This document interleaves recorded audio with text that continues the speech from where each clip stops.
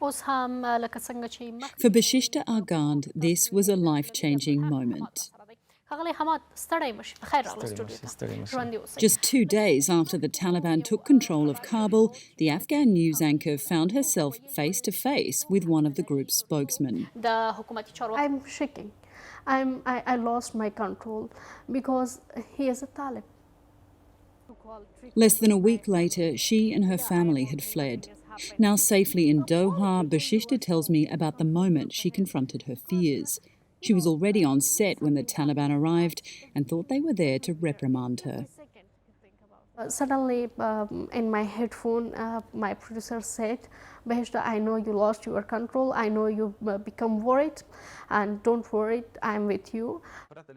The interview was part of a wider Taliban PR offensive, an attempt by the Islamist group to convince Afghans they'd left their most hardline practices behind.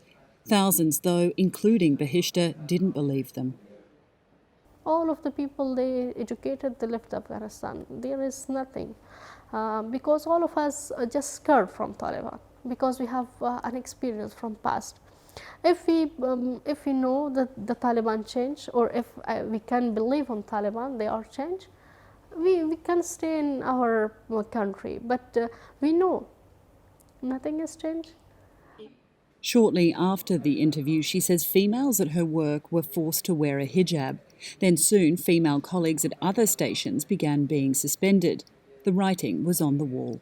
They took all of Afghanistan, but they lost the diamond of Afghanistan.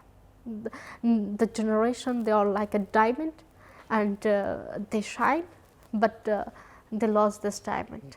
We lost the generation. They work for a new Afghanistan. As she prepares for the next step in her journey, another temporary shelter in Europe, Bahishta says she isn't turning her back on home. I want to become the voice of my women, voice of Afghanistan, because at that time the need for us to tell for all of the world what happened in Afghanistan.